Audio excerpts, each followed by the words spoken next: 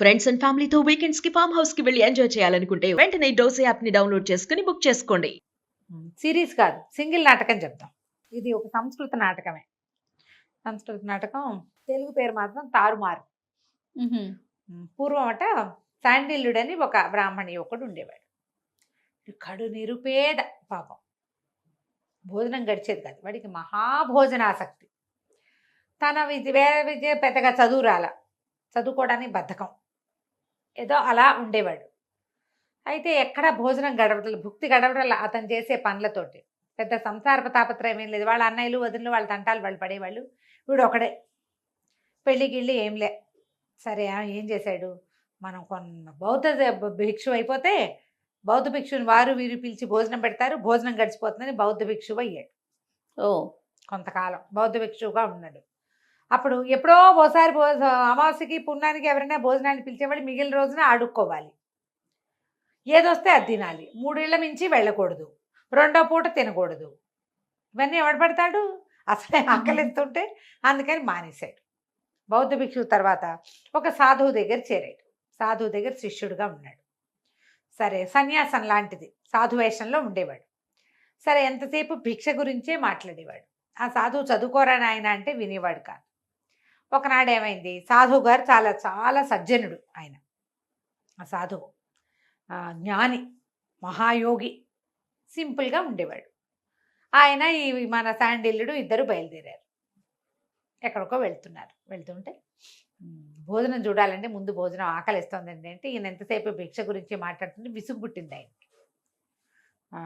అట్లా కాదు, నువ్వు మామూలు విషయాలు ఏం మాట్లాడిపోయినా వాడు భిక్ష మీదకే తీసుకొస్తాడు. వాళ్ళు ఎవరింటికో వెళ్ళాము, ఒక ఊరు వెళ్ళాము, అక్కడ పెద్ద ఆరామం ఉంది, అవన్నీ మాట్లాడగానే మళ్ళీ భిక్ష. ఆవు వ్యాసంలాగా చివరికి అన్నం మీదకే వెళ్తోంది అనమాట. వెళ్తూ ఉంటే సరే ఆయన ఏమన్నాడు, అక్కడ ఒక అశోక వృక్షాల తోట ఒకటి ఉంది, అశోక చెట్లు, అశోక వనం అనుకుందాం. ఆ అశోక వనాన్ని దాటి వెళ్తే అక్కడ ఇంకేదో ఊర్లోకి వెళ్తారు వీళ్ళు, అక్కడ భోజనం దొరుకుతుంది. అయితే తన అన్నాడు శాండిల్యుడు, అమ్మ బాబోయ్, అశోక వృక్షాల చిగుళ్ళ వెనకాల చిరుతపుల్లు దాక్కుంటాయిటండి, నాకు అసలే చచ్చేవయ్యా, మీరు ముందు వదండి అన్నాడు. అనేసరికి ఆయన అన్నాడు, నువ్వు చదువుకోరా, చదువుకుంటే ఇలాంటి పిచ్చి అపోహలు అవి పోతాయి. అశోక చెట్టు ఆ పైన ఉంటుంది, దాని చిగుళ్ళ వెనకాల ఆకాశంలో చిరుతపులు దాక్కోవటం ఏమిటి, కిందకి గుంపుగా ఉందనుకో, పొదల వెనకాల దాక్కుంటాయి. వృక్షాల వెనకాల చిరుతపుళ్ళు ఎట్ట దాక్కుంటాయి, అదే కదా, పులి ఎట్ట దాక్కుంటుంది పైన, వాటి వెనకాల దాక్కోదు, ఎక్కితే చెట్టు ఎక్కుతుంది. పైగా ఇది మామూలు వనము, అడవి కాదు, వీటిలలోకి ఎందుకు వస్తాయి, చదువుకుంటే కదా జ్ఞానం వచ్చేది. సరే ఇంతలో ఏమైంది, ఇట్లా మాట్లాడుకుంటూ వెళ్తున్నారు. ఈ అశోకవనంలో ఒక ఆవిడ వచ్చి కూర్చుంది. ఆవిడ పేరు వసంతసేన. ఈ వసంతసేన ఆ ఊళ్ళో ఉన్న ఒక గణిక కూతురు. ఈ అమ్మాయి ఒక పరభృతిక అని ఒకటి, తర్వాత మధురిక అని ఇద్దరు స్నేహితురాళ్ళతోటి కలిసి ఈ అశోకవనానికి వచ్చింది. ఈవిడికి రామిలకుడు అని ఒక ఫ్రెండ్ ఉన్నాడు. లోపలికి వచ్చాక ఏం చేసి, పేర్లు బాగున్నాయి, ఈ మధురికని నువ్వు పోయి అది తీసుకురా, నువ్వు రామిలకుడిని పిలుచుకురా, మేమిద్దరం లోపల ఉంటాము అని చెప్పింది.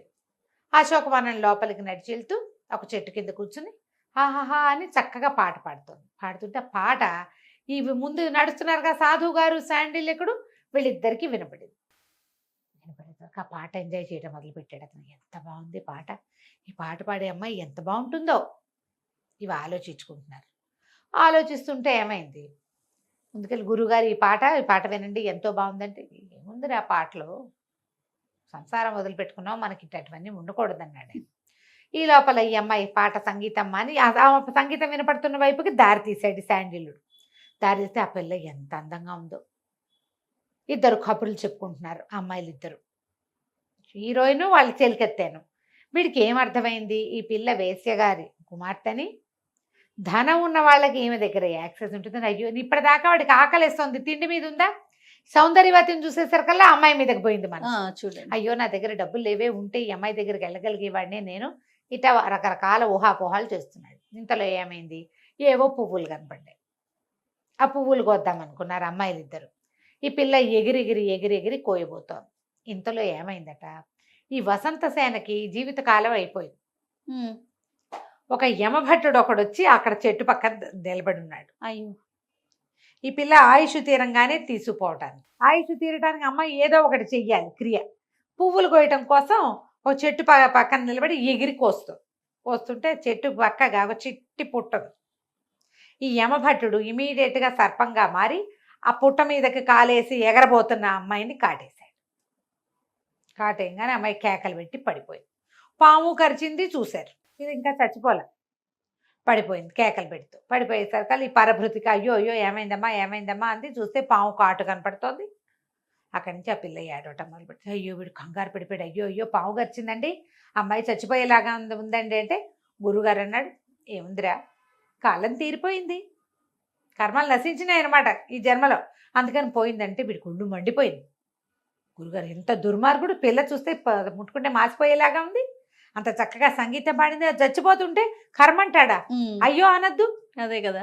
పరిగెత్తుకుంటూ అక్కడికి వెళ్ళేసరికల్లా దగ్గరికి వెళ్తే ఈ అమ్మాయి వస్తే మా అమ్మకి నా నమస్కారాలు చెప్పు, రామిలకుడికి చెప్పు, నేను వాడు నా పంచప్రాణాలు వాడేనని అని కాస్త ప్రాణం వదిలేసింది. చచ్చిపోయేసరికి దగ్గరికి వెళ్ళేసరికి అప్పటిదాకా పాడుతూ చేతులు చాపుతూ మహాసౌందర్యవతిగా కనపడ్డ అమ్మాయి అట్లా నిశ్చేష్టగా చచ్చి పడుండేసరికల్లా ఈ శాండిల్ ఓ అని పెద్ద పెట్టును ఏడ్చి కూర్చున్నాడు దాని దగ్గర. దుఃఖం వస్తుంది చూడు ఎవరైనా చనిపోయేసరికి. ఈ పరభృతికి నిర్ఘాంతపోయింది, వీడెవడో మహానుభావుడు వచ్చేస్తున్నాడు, ఎందుకు ఏడుస్తున్నాడో అర్థం కాలే. కానీ తర్వాత ఏమనిపించింది, ఈయన సాధు వేషంలో ఉన్నాడు, ఎంత దయాద్ర హృదయుడు, అదే కదా. పరాయి పిల్ల ఎవరితో చనిపోతే అది కూడా గణిక పాపం, చచ్చిపోతే ఏడుస్తున్నాడని, అయ్యా శవం చూస్తూ ఉండండి, మళ్ళీ వాళ్ళ అమ్మని పిలుచుకొస్తాను అన్నది. అనేసరికల్లా వీడు దాని దగ్గర కూర్చుని అమ్మాయిని తన దగ్గరికి శవాన్ని దగ్గరికి తీసుకుని ఏడవటం మొదలుపెట్టాడు. అయ్యో పిల్ల బతికుండగా ముట్టుకోలేకపోయానే, చచ్చిపోయింది దాన్ని ముట్టుకోవాల్సి వచ్చింది, నా జీవితం ఎంత ఇదైపోయిందని వాడు తెగేడు చేస్తున్నాడు ఆ అమ్మాయి కోసం. గురువుగారు కూడా ఆశ్చర్యపోయారు, ఓరిని వీడేమిటి ఇలా ఉన్నాడు, వీడికి ఇప్పుడు ఏమిటి అమ్మాయే కావాలి వాడికి, నేనేం చెప్పినా వాడు విండు. అందుకని ఆయన ఏం చేశాడు, సరే మనం అమ్మాయిగా మారి వీడికి బుద్ధి చెప్దామని తన శరీరాన్ని చెట్టు వెనకాల విసర్జించి ఈ అమ్మాయి శరీరంలోకి పరకాయ ప్రవేశంతో వచ్చేసాడు. వచ్చేసేసి కళ్ళు తెరి చూసేసరికల్లా ఇప్పుడు తెల్లబోయాడు. అమ్మాయి లేచావా అన్నాడు. లేచాను, ఇదేమిటి ఇంత మురిగ్గా ఉన్నావు, నువ్వు నన్ను ముట్టుకోబోక కాళ్ళు చేతులు కడుక్కురా, అప్పుడు ముట్టుకుందు కానీ లేచెళ్ళు నువ్వని. వీడు నిర్ఘాంతపడి, పిల్ల ఎంత పవిత్రురాలు, అవటానికి గణిక కూతురని పిల్ల చాలా మంచి బుద్ధిమంతురాలని పోయి కాళ్ళు చేతులు కడుక్కొచ్చేసరికల్లా ఈ అమ్మాయి వసంతసేన రూపంలో ఉన్న గురుగారు అన్నారు, చక్కగా చదువుకోకూడదు నువ్వు, చదువుకోవాలి, నువ్వు బాగా చదువుకోవాలి, చదువుకుంటే జీవితంలో చాలా అన్నీ వస్తాయి. వీడు తెల్లబోయే, ఇదేంటి గురుగారులాగా మాట్లాడుతుంది, ఇందాకటి దాకా పాట పాడుతోంది, సంగీతం పోయి ఇప్పుడు ఏమిటి ఇది వచ్చింది కొత్తగా. వీడు దగ్గర ముట్టుకోకూడదు, దూరంగా నిలబడి మాట్లాడు, చక్కగా చదువుకో. ఇంతలో ఏమైంది, ఆ పరభృతిక పరిగెత్తుకొచ్చింది వాళ్ళ అమ్మని తీసుకుని. వాళ్ళ అమ్మ మెల్లిగా స్థూలకాయ రైలు మెల్లిగా నడిచేస్తుంది. పరభృతిక పరిగెత్తుకొచ్చింది, మధురికేమో రామిలికొండి తీసుకొచ్చింది.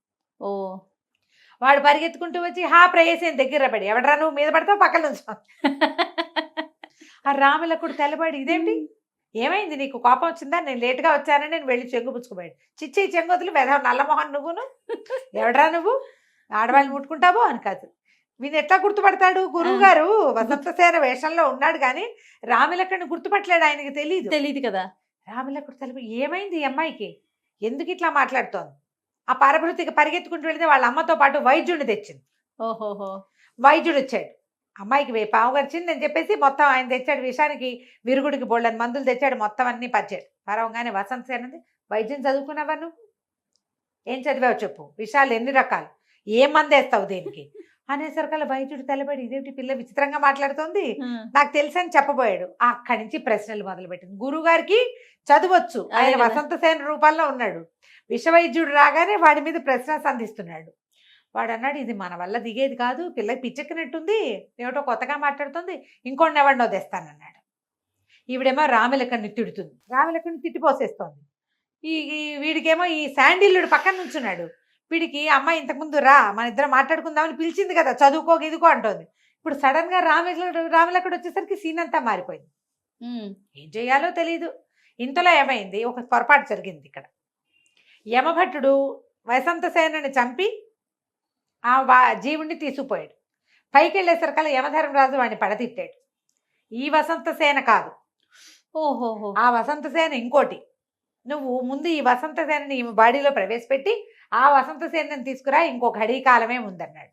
ఓహో. వీడు పరిగెత్తుకొచ్చేసరికల్లా వసంత సేన బతికే ఉంది. ఈ జీవుడిని ఏం చేయాలి ఇప్పుడు? చిట్టనకాల ఇంకొకటి ఉంది కదా. చూడలేదు మొదట. ఓ. ఈ మాట్లాడేవాడెవడో ఏమో వాడికి అర్థం కాలేదు. వసంత సేన ఎట్టా బతికింది? జీవుడేమో మన చేతిలో ఉన్నాడు. వసంత సేన ప్రాణం యమధర్మరాజు యమకింకరుడి చేతిలో ఉంది. ఆ. వసంత సేన ఏమో కూర్చుని విష వైద్యము దాని పాఠాలు చెప్తోంది. అర్థం కాలేదు ఏం జరిగిందో.